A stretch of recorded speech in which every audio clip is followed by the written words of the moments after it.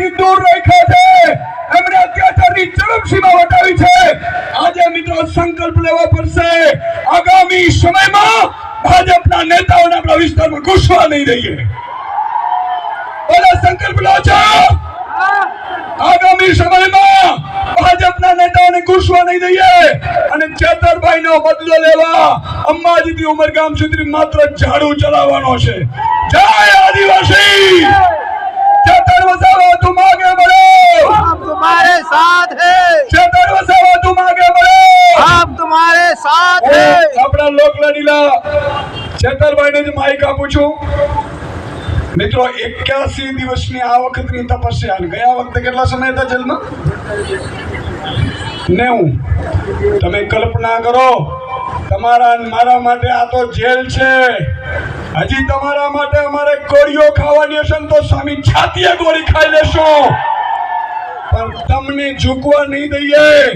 તમારા આદિવાસી સમાજને ઝૂકવા નહીં દઈએ, તમારા આદિવાસી સમાજની લડાઈને ઝૂકવા નહીં દઈએ। આ હું ખાતરી આપું છું, ચેતરભાઈ એકલા નથી। અહીંયાથી લઈ અને દિલ્હી સુધીની તમામ ટીમ ચેતરભાઈની સાથે હાથ મિલાવીને ઊભી છે સાહેબ। તો હું ચેતરભાઈને કહું છું, આપને બે શબ્દ સંબોધે। જય આદિવાસી। નામદાર હાઈકોર્ટ દ્વારા 80 દિવસની જેલવાસ બાદ મને શરતી જામીન આપ્યા છે, ત્યારે નામદાર હાઈકોર્ટના આ જજમેન્ટને અમે સહજતાથી સ્વીકારીએ છીએ। એમાં ઘણી શરતો પણ આપી છે, શરતોને આધીન મને જામીન મળ્યા છે। ત્યારે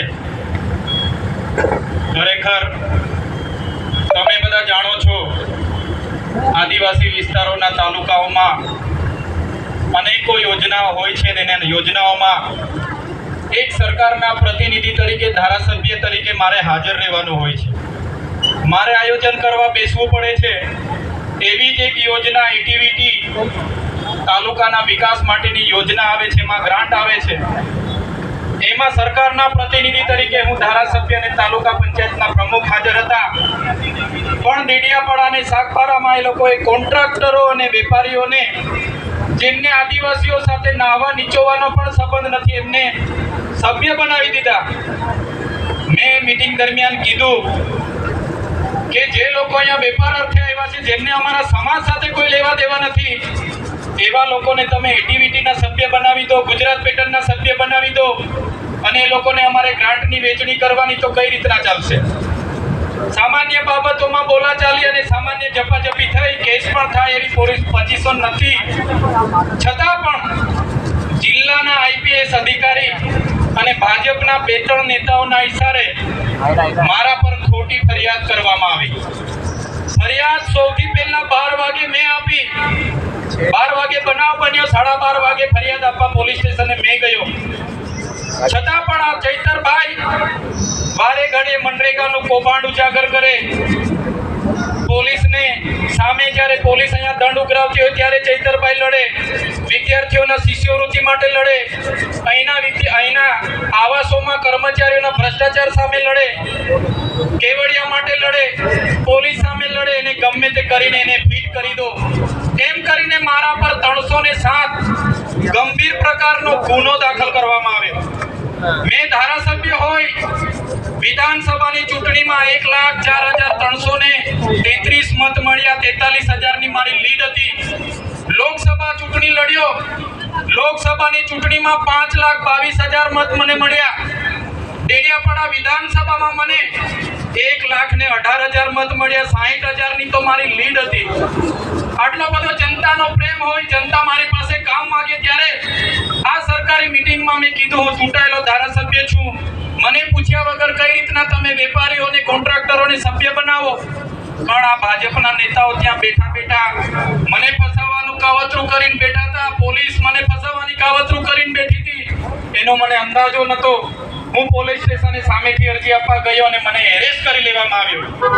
એક વિપક્ષના ધારાસભ્ય તરીકે સંવિધાને અમને સત્તા અને પાવર આપ્યા છે, છતાં આ લોકોએ મને 2 વાગે એરેસ્ટ કરી લીધો અને એફઆઈઆર રાતે એમણે 307 જેવી ગંભીર કલમો લગાડીને અહીંના આઈપીએસ અધિકારીના ઈશારે મને જેલ હવાલે કરવામાં આવ્યો. વડોદરા સેન્ટ્રલ જેલમાં 80 દિવસ જેટલો સમય મેં કાઢ્યો. ત્યારે મને એટલું જ દુઃખ થયું કે મારો ડેડિયાપાડા, સાગબારા અને નર્મદા જિલ્લાના જે લોકો છે એ મારો પરિવાર છે. એ પરિવારના દુઃખના પ્રસંગોમાં હું હાજર નહીં રહી શક્યો. એ પરિવારના મેં સુખના પ્રસંગોમાં હાજર નહીં રહી શકો એનું મને દુઃખ છે. પણ મિત્રો, આજે જ્યારે નામદાર હાઈકોર્ટે મને જામીન આપ્યા છે તો પૂરેપૂરો મને ન્યાય પ્રણાલિકા ઉપર ભરોસો છે. ભલે આજે મારા પર શરતો લાગુ પડી છે, પણ આવનારા દિવસોમાં નામદાર હાઈકોર્ટ હોય, નામદાર સુપ્રીમ કોર્ટ હોય, મારી સાથે ન્યાય કરશે. સાથીઓ, આ ભાજપના કેટલાક નેતાઓ, પોલીસના કેટલાક આઈપીએસ અધિકારીઓ વિપક્ષના અમારા જેવા ધારાસભ્યને દબાવવા માટે કોશિશ કરી રહ્યા છે, અમારો અવાજ દબાવવા માટે કોશિશ કરી રહ્યા છે. પણ આ ચૈતર વસાવા એકલા નથી. આ ચૈતર વસાવાનો એકલો અવાજ નથી. આ બંધારણે આપેલો અવાજ છે, સંવિધાને આપેલો અવાજ છે, અમારી જનતાનો અવાજ છે. તમારાથી ક્યારે દબાવવાનો નથી. પૂરી તાકાતથી અવાજ આવનારા દિવસોમાં લડવાનો. મારી સાથે જે બન્યું છે સાથીઓ, જેલમાં બેસીને બસ મેં એ ચિંતા કરતો હતો મારું મનોબળ નહીં તૂટી જવું જોઈએ. એ લોકો એન પેન પ્રકારે હેરાન કરીને પોતાના તરફ લઈ જવાની વાત કરે. હું ક્યારે મારા જનતાનો વિશ્વાસ અને ભરોસો નહીં તૂટવા દેમ. બસ આજે હું મારી પ્રકૃતિને, આજે હું મારા ઈષ્ટદેવને, મારા માતાજીને, મારા ભગવાનને હું પ્રાર્થના કરું છું. જે ગુજરાતના યુવાનોએ, જે ગુજરાતની મહિલાઓએ, ગુજરાતના વિદ્યાર્થીઓએ, ગુજરાતના કર્મચારીઓએ મારા પર વિશ્વાસ અને ભરોસો મૂક્યો છે, હે પ્રકૃતિ, હે ભગવાન, હે માતાજી, મને એટલી શક્તિ આપજો કે એ લોકોને ન્યાય હું કરી શકું. જ્યાં પણ મારા લોકો સાથે અન્યાય થશે, જ્યાં પણ મારા લોકો સાથે અન્યાય થશે, હે પ્રકૃતિ, મને એટલી શક્તિ આપજે કે અમારા લોકોના અન્યાય સામે લડવાની મને પૂરેપૂરી શક્તિ આપે. એ જ આજે હું પ્રાર્થના કરું છું. મારા આ કપરા સમય દરમિયાન મારા અને મારા પરિવાર સાથે આવનારા આમ આદમી પાર્ટીના માન્ય અરવિંદ કેજરીવાલજી, ભગવત માનજી, પ્રદેશ પ્રમુખ અમારા ઈસુદાનજી, ગોપાલજી, મનોજજી, અમારા વિસ્તારના તમામ આગેવાનો, રાજકીય તમામ આગેવાનો સાથે કેટલાક સાથી, કોંગ્રેસ પક્ષના પણ કેટલાક સાથી આગેવાનોએ સહકાર આપ્યો. સામાજિક ધર્મગુરુઓએ, કેટલાક મોભી મંડળોએ, બધાએ મારા પ્રત્યે જે પ્રેમ દાખવ્યો છે, લાગણી દાખવી છે. બધા જ પોલીસ અધિકારીઓ સરકાર અને ભાજપના એજન્ટ નથી હોતા. કેટલાક પોલીસ અધિકારીઓ પોતાની પ્રતિષ્ઠા, ઈમાનદારી, સુરક્ષા, સલામતીનું પણ કામ કરે છે. એવા લોકોએ પણ આમાં મને સહકાર આપ્યો છે. જે પણ આ કપરા સમયમાં મને સહકાર આપ્યો છે એ તમામ લોકોનો હું આભાર માનીને મારી વાણીને વિરામ આપું છું. બધાનો ખૂબ ખૂબ આભાર. આજના પ્રસંગે હું ઘણો વ્યથિત હતો. બહાર આવીને જોયું કે તમારો પ્રેમ, તમારો સહકાર જે મને મળ્યો છે એ સહકાર હું ક્યારે ભૂલી ન શકું કે ક્યારે તમને એ કરી ન શકું. પણ જે પણ આજે તમે મને આવકારવા આવ્યા છો એ બદલ સૌનો આભાર માનું છું. હું તો એક નાનો માણસ છું, નાના પરિવારમાંથી આવું છું. આટલી મોટી ભારતીય જનતા પાર્ટી, એમની પોલીસ, એમનું યંત્ર, એમનું તંત્ર સામે લડવા મારી પાસે તાકાત નથી મિત્રો.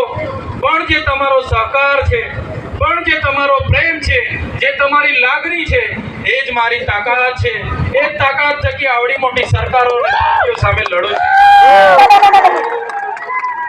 ત્યારે આવનારા દિવસોમાં અહીંના જે પણ ગ્રાન્ટોને સગે વગે કરનારા અધિકારીઓ હોય, અમારા લોકોને રંજાડનારા કેટલાક પોલીસ અધિકારીઓ હોય કે કેટલાક ભાજપના નેતાઓ બે નંબરિયા ધંધા કરતા હોય, એમને પણ કહેવા માંગુ છું, આ ચૈતર વસાવાનો અવાજ હજુ પણ મજબૂતાઈથી તમારી સામે ઉઠવાનો છે. તમે તૈયાર થઈ જજો. અહીં ઉભેલા તમામ સાથી યુવાનો, આગેવાનો, વડીલોને કહેવા માંગુ છું, સત્તામાં આવવાની જરૂર છે. ત્યારે આવનારા દિવસોમાં તાલુકા, જિલ્લા, નગરપાલિકા, મહાનગરપાલિકાની ચૂંટણીઓ આવે છે. ગુજરાતના તમામ વિસ્તારના યુવાનોને આહ્વાન કરું છું, આવો બધા સાથે મળીને ગુજરાતમાં પરિવર્તન તરફ આગળ વધીએ. તમારા સાથ અને સહકારની જરૂર છે. આજે આજે આ સમય આવી ગયો છે, આવો સમય ફરી કદી આવવાનો નથી. આવનારા દિવસોમાં બધા આવો. આજે ભરતી મેળો 9000 સીટો પર લડવા માટે જવાનો છે. એમાં ભરતી થાવ અને બધા લડો અને જીતીને વહીવટમાં સત્તામાં આવો એવી બધાને આજે ફરી એકવાર અહીંથી અમે પ્રદેશ પ્રમુખ સાહેબ સાથે અમે હરસિદ્ધિ માતાજીના મંદિરે દર્શન માટે જવાના છે. ત્યારે બધા જ આગેવાનો માતા બહેનો જે પણ અહીં આવ્યા છે પોતપોતાના ઘરે શાંતિથી પહોંચી જજો. તમે ઘરે પહોંચો ત્યાં સુધી અમને બધાને ચિંતા થશે. આટલું કહીને અહીંયા વધારે સમય નહીં રોકાતા. જાહેર માર્ગ હોય, ટ્રાફિકની સમસ્યા અડચણરૂપ ના બને એ પ્રકારે બધા અહીંથી પોતપોતાના ઘરે પહોંચી જજો. આ જ વિનંતી સાથે ફરી એકવાર મારા અને મારા પરિવારને સાથ સહકાર આપનાર તમામ નામી અનામી સાથી રાજકીય સામાજિક ધાર્મિક તમામ લોકોનો આભાર માનીને વિનમું છું. અને આજે મને જામીન આપ્યા છે બદલ ન્યાય પ્રણાલિકા ઉપર મને પૂરો ભરોસો છે કે આવનારા દિવસોમાં પણ મારી સાથે ન્યાય થશે. સત્યને ગમે તેટલું પરેશાન કરવામાં આવશે પણ સત્ય પરાજિત નથી, પણ સત્યનો જ વિજય થવાનો છે. ધન્યવાદ. તો મિત્રો એક છેલ્લો આશ્વાસન આપીને વાત પૂરી કરીશું. ચેતરભાઈ તમારા અને મારા માટે જેલમાં જાય છે. બની શકે કાલે આનાથી મુશ્કેલીઓ આવશે. તમારે અડીખમ ઊભું રહેવાનું છે. બરોબર છે કે નહીં? અને હું ખાતરી આપું છું જે ભાજપના નેતાઓ કે જે અધિકારીઓએ ચેતરભાઈને જેલમાં નાખ્યા છે એમને એમના પરિવારથી અલગ રાખ્યા છે. અંબાજીથી લઈને ઉમરગામ સુધીના આદિવાસી સમાજના અવાજને દબાવ્યા છે. 2027માં સરકાર બનતાની સાથે વ્યાજ સાથે વસૂલાત કરીશું. જય આદિવાસી, જય જોહર, जय जोहार.